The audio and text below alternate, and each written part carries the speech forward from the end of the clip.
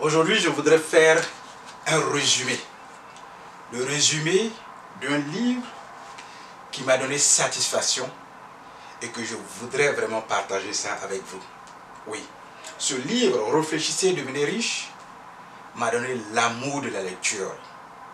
Et il est essentiel que je partage certaines leçons qui m'ont permis d'avancer, d'ouvrir le mindset que j'ai et d'avoir la connaissance sur beaucoup de choses et accomplir certaines choses.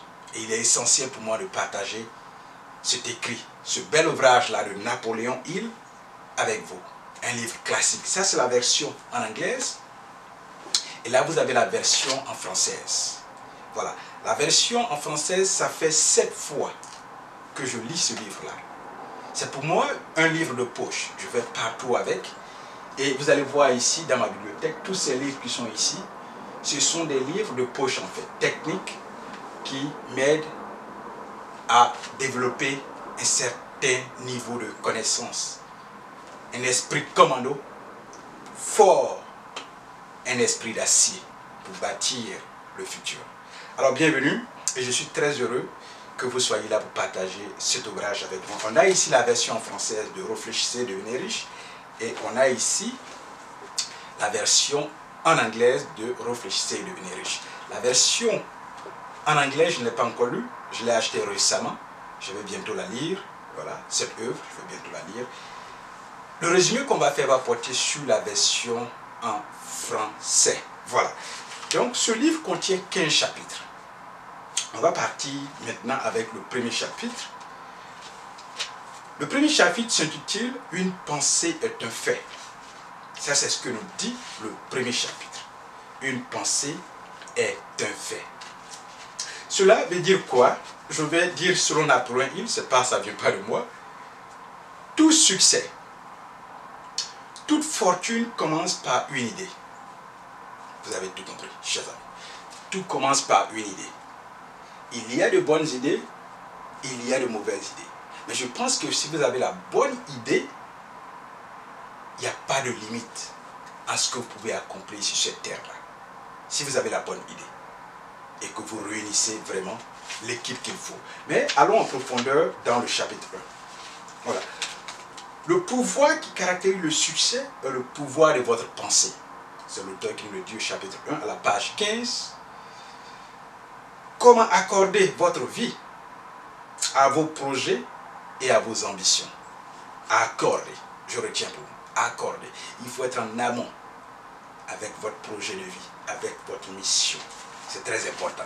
C'est Napoléon Hill qui le dit dans le chapitre 1 de son livre. L'histoire des hommes serait bien différente si ceux-ci avaient un seul but précis et s'y tenaient jusqu'à le transformer en une obsession ténace. Oui, ça c'est à la page 16 du livre. Oui. À la page 17, il dit encore, les pensées des hommes recèlent plus d'or que la terre n'en eut et n'en aura jamais. Je reprends cette partie.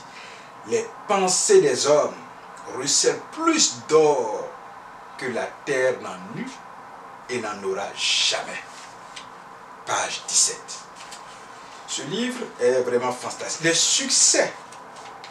Le succès vient rarement sans que l'on ait d'abord essuyé plusieurs échecs.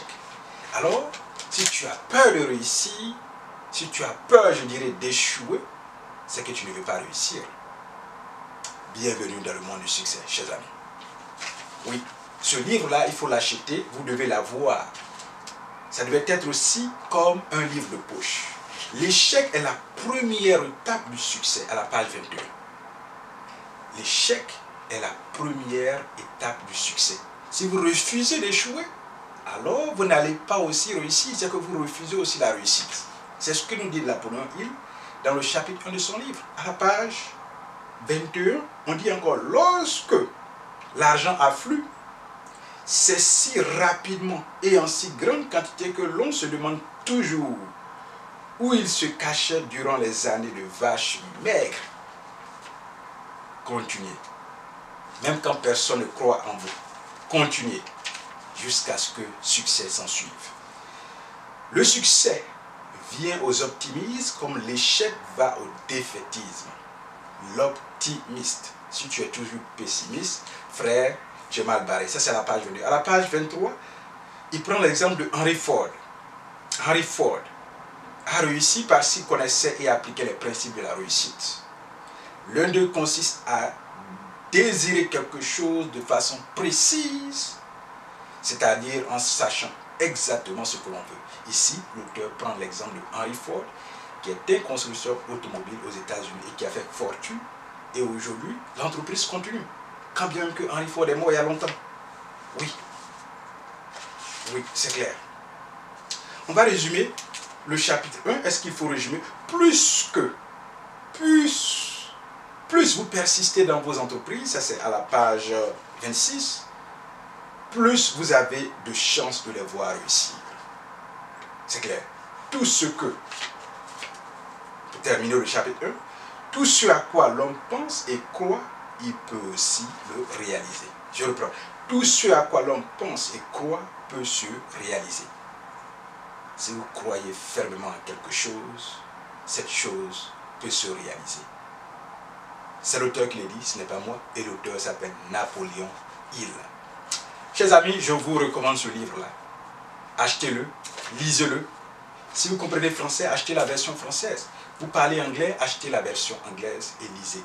Cet ouvrage m'a donné beaucoup de choses et continue de me donner beaucoup de choses. Je reviens chaque fois à la lecture. Oui, je vous dis que ça fait plus de 7 fois que je lis cette œuvre-là. Je vous le recommande, s'il vous plaît. Comme je le dis, si tu ne lis pas, si tu ne lis pas, tu n'es pas en train de réussir. C'est clair. Alors, on fera une autre vidéo dans le chapitre 2 et on va aussi faire le résumé de ce chapitre-là pour vous donner. Chers amis, merci.